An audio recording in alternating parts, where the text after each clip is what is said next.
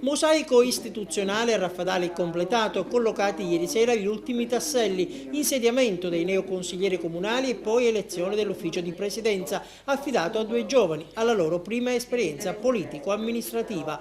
A guidare l'aula sarà Stefano Curaba, ingegnere, 34 anni, sposato, esponente dell'MPA, ha incassato anche i voti dell'opposizione.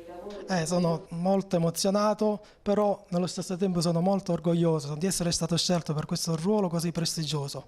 Cercherò di mettercela tutta, il mio massimo impegno.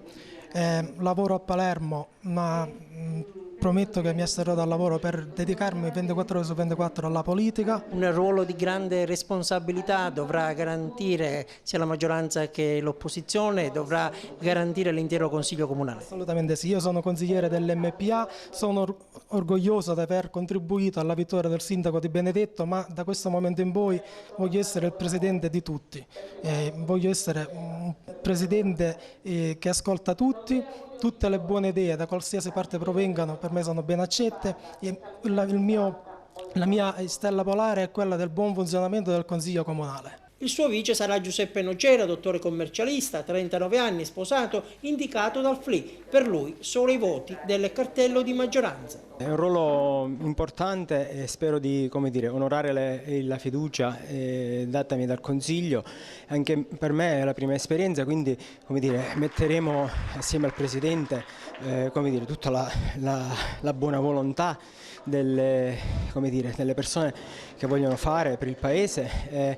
Spero che il clima sia costruttivo anche verso la Giunta e il Sindaco, in modo da poter dare delle risposte che i cittadini aspettano da molto tempo. In aula ieri sera al battesimo presenti il Sindaco Giacomo Di Benedetto e la sua Giunta al gran completo: Mirella Iaconomanno, Calogero Sciarratta, Giovanna Galvano e Giuseppe Pedalino. A breve l'assegnazione delle deleghe assessoriali. Una giunta di forze giovani, volenterose e piene di entusiasmo, composta per metà di uomini e metà di donne e soprattutto fatta da persone competenti che hanno la voglia di impegnarsi per il bene del Paese nell'interesse di un rilancio del Comune di Raffadali. E adesso che la macchina istituzionale è pronta, il viaggio può cominciare. Ecco i primi impegni. Il conto consuntivo, il piano triennale, il bilancio, tutti quegli atti che servono a un'amministrazione e che vanno fatti prima di partire con un'azione più incisiva e concreta.